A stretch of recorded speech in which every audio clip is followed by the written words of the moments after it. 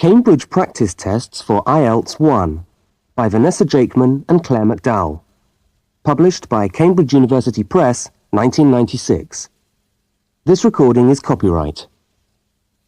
Cassette 1, Side 1. Practice Test 1. You will hear a number of different recordings, and you will have to answer questions on what you hear. There will be time for you to read the instructions and questions, and you will have a chance to check your work. All the recordings will be played once only. The test is in 4 sections. Write all your answers in the listening question booklet. At the end of the test, you will be given 10 minutes to transfer your answers to an answer sheet. Now turn to section 1 of your question booklet.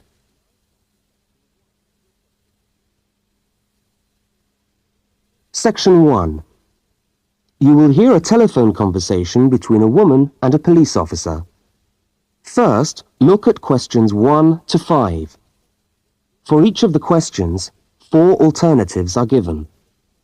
Decide which of the alternatives, A, B, C, or D, best fits what you hear on the tape, and circle the appropriate letter.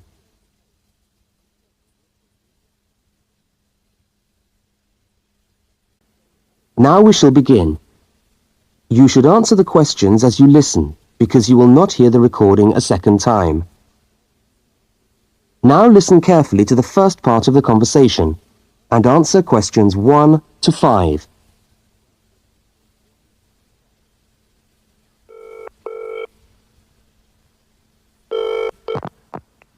Good evening, City Police Station. Can I help you? Oh, hello. I'd like to report a stolen briefcase, please. Just a minute and I'll put you through. Lost property, can I help you? Oh, yes.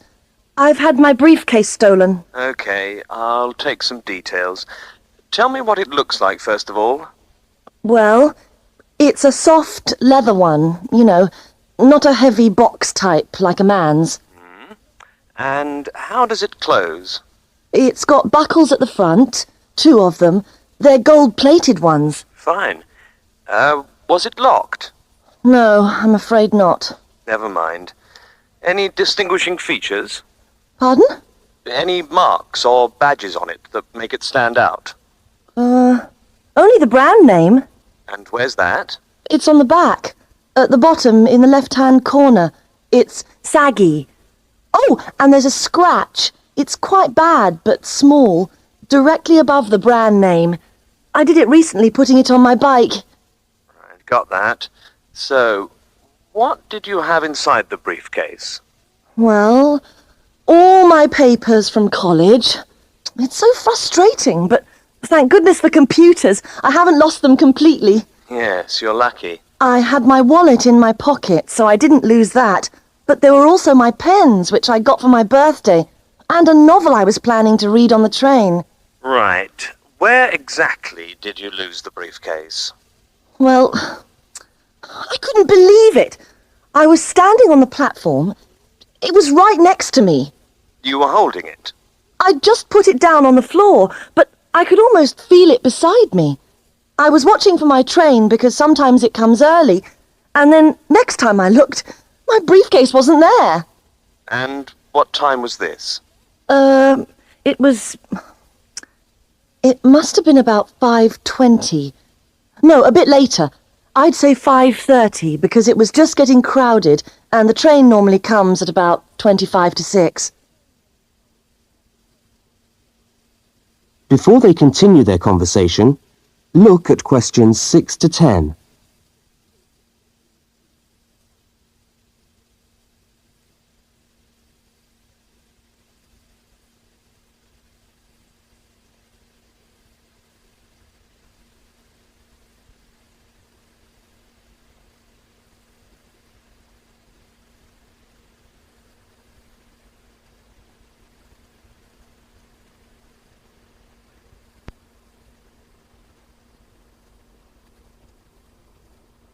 As you listen to the rest of the conversation, complete the form by filling in the numbered spaces 6 to 10.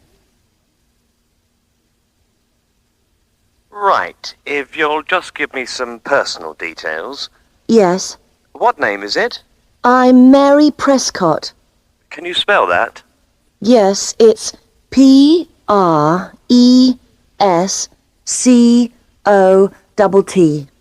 And your address?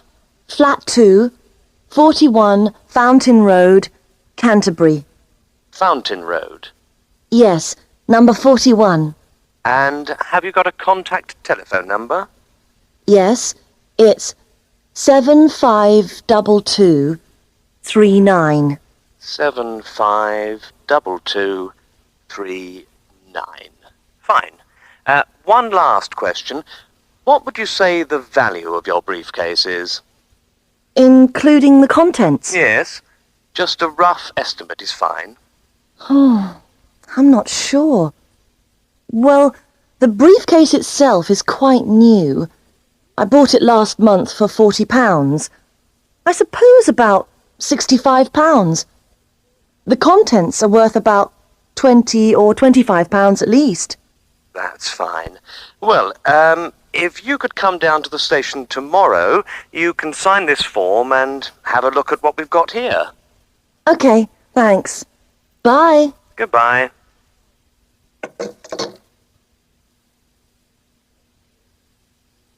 That is the end of section 1. You now have half a minute to check your answers.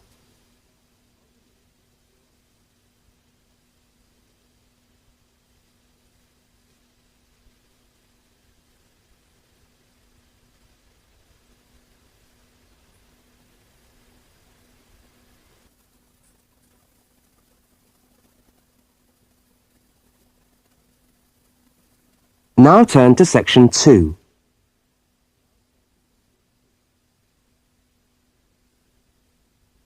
Section 2.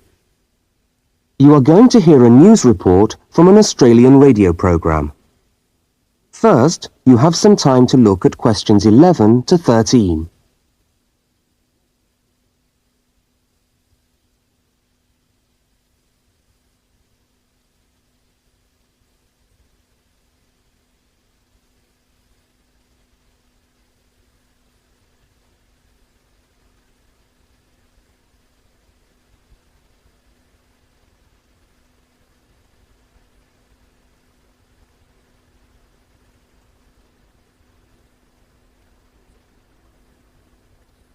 Now listen to the news headlines and tick the 3 other items which are mentioned.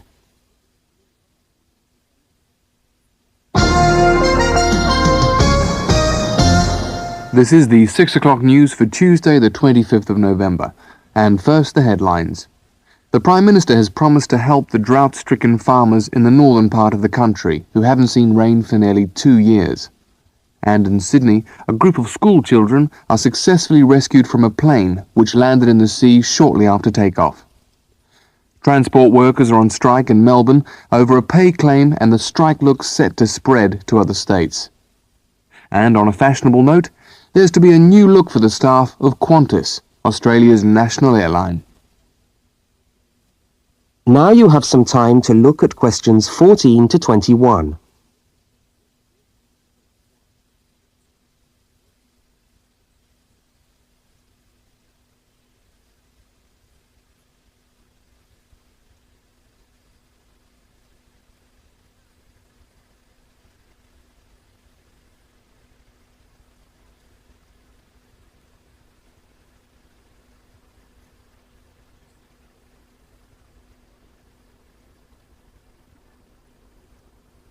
As you listen to the rest of the news, complete the notes in the spaces provided. The Prime Minister has pledged today that he will make $250 million available to help the drought-stricken farmers who have not seen rain for years get through the next 5 years.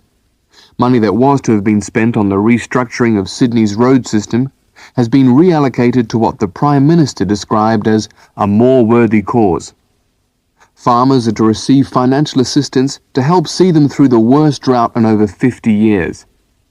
Many farmers feel that while the money is welcome, it has come too late to save them and their farms from financial ruin, and are angry that the government did not act sooner. A group of school children who were travelling in a privately chartered aeroplane from Sydney to Queensland to take part in a musical concert found themselves swimming for the shore when their aeroplane had to land in the sea just 3 minutes after taking off from Sydney Airport. The pilot managed to bring the aircraft and its 50 passengers down safely in the calm waters of Botany Bay, where boats and pleasure craft were able to come to the rescue of the boys. The fact that it was a weekend meant that there were hundreds of boats in the bay enjoying the good weather, and this undoubtedly helped the rescue operation. "We owe our lives to the skill of the pilot," said one of the boys, but the pilot replied modestly that it was all part of a day's work. However, all their musical instruments were lost, and they never got to play at the concert. That is the end of section 2. You now have half a minute to check your answers.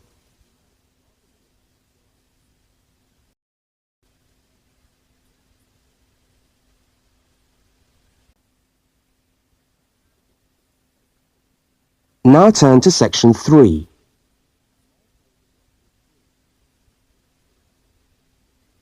Section 3. In this section, you will hear a conversation between a university student and a university lecturer. Look at questions 22 to 25. For each of the questions, 4 alternatives are given. Decide which of the alternatives best fits what you hear on the tape and circle the appropriate letter.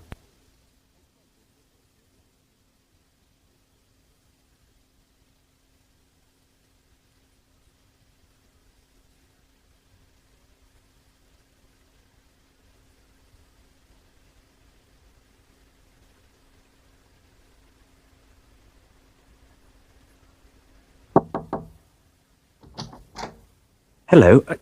Can I come in? Oh, yes, come in. How can I help you? I was looking for the economics office.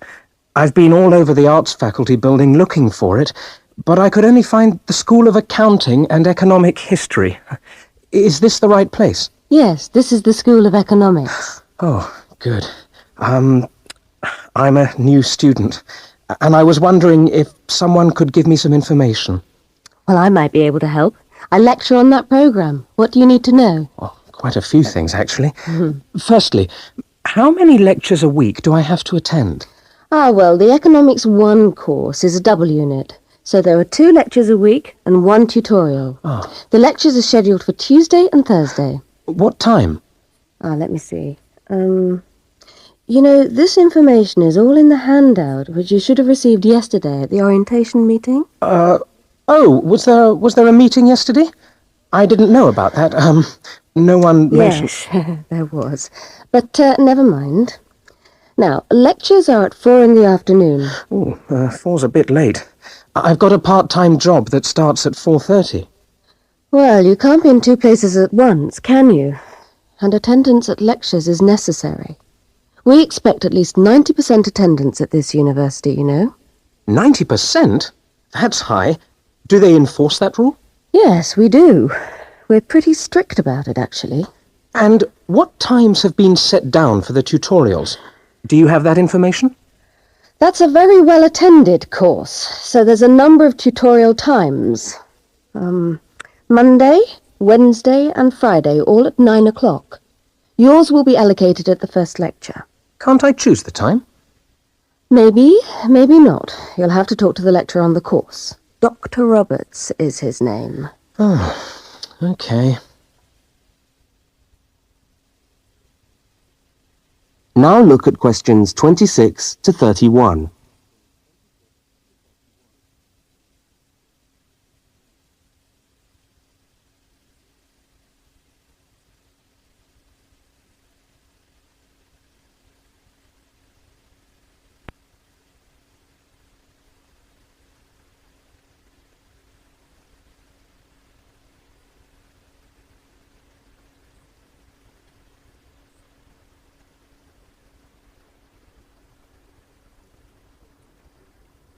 As the conversation continues, complete the notes in the spaces provided.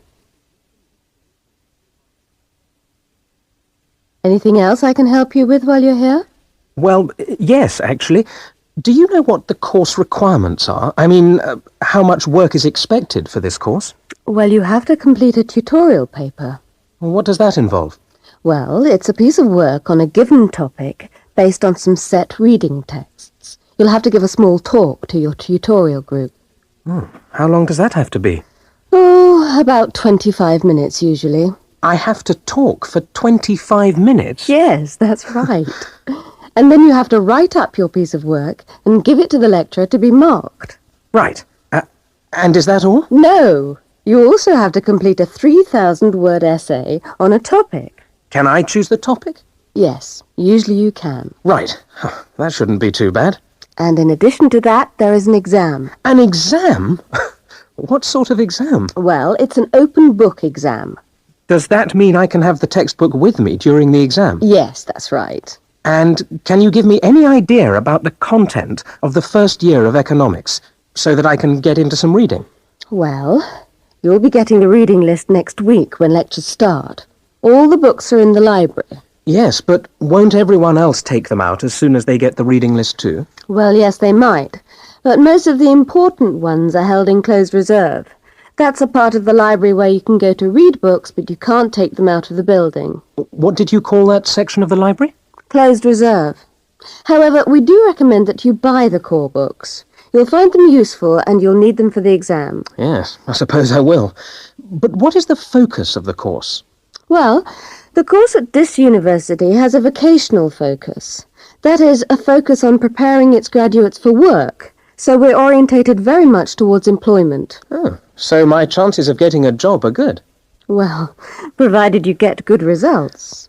Well, look, thanks for your time. You've been really helpful. That's fine. See you next week, then.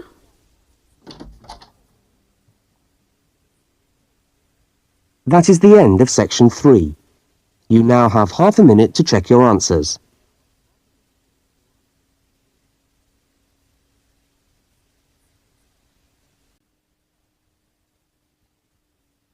Now turn to section 4. Section 4. You will hear a talk given by a university lecturer about the structure of the university. First, look at questions 32 to 36.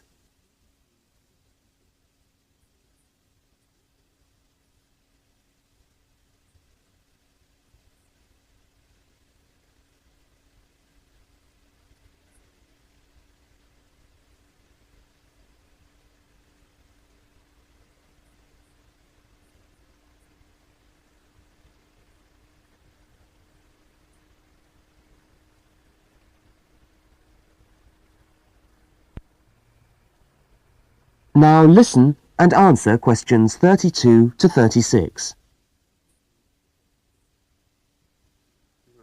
This is the main bit of the university. He's always the lecturer. Good morning and welcome to the University of Westlands. My name is Marcia Mayhew and I'm the coordinator of the Bachelor of Social Science degree.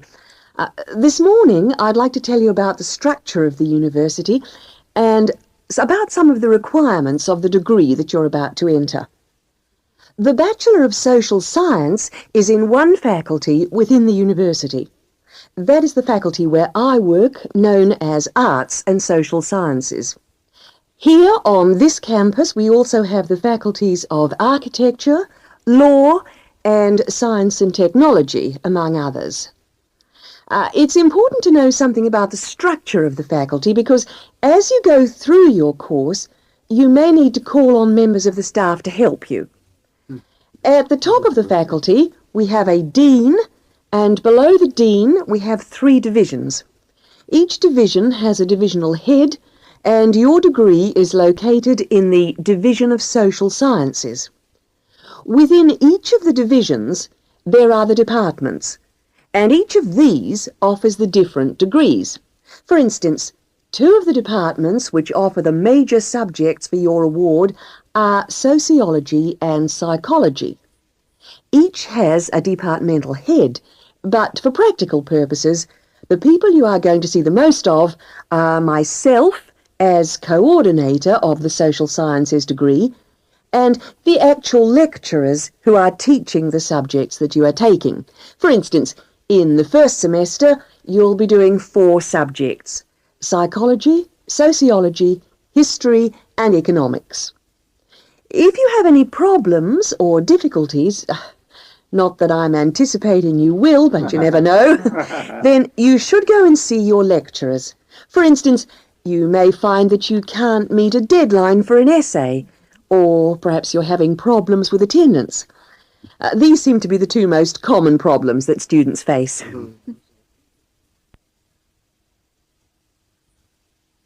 Now look at questions 37 to 41.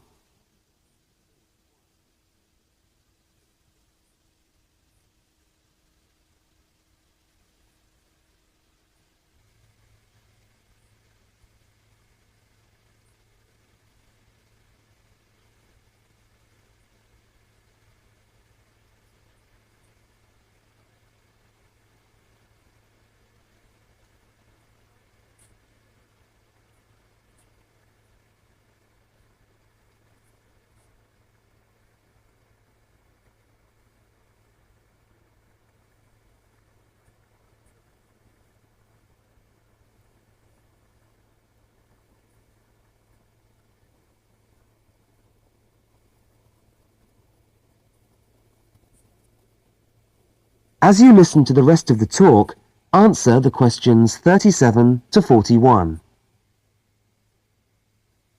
If your lecturers are unavailable, you can always come and see me in my office. I'm available on Wednesday and Thursday mornings and on Friday afternoons. Outside these hours, perhaps you could ring the secretary and make an appointment.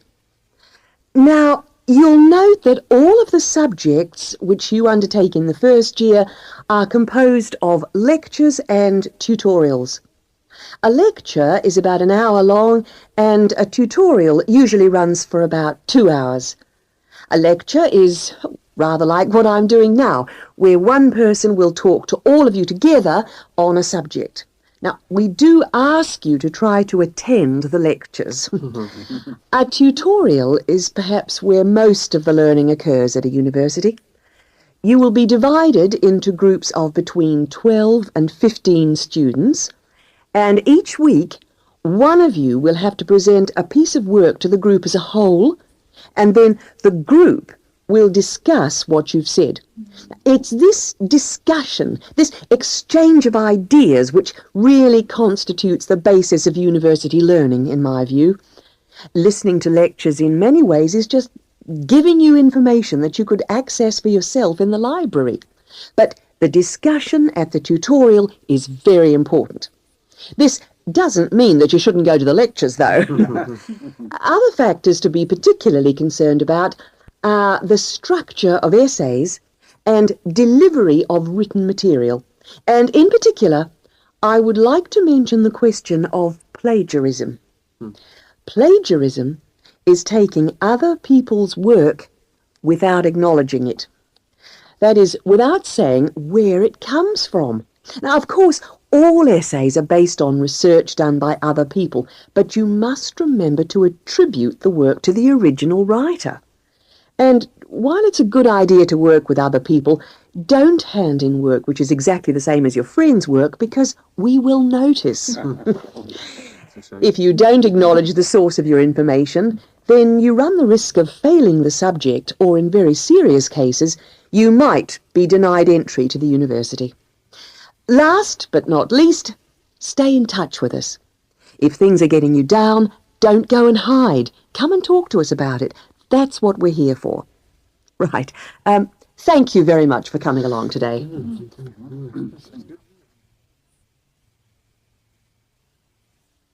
That is the end of section 4. You now have half a minute to check your answers.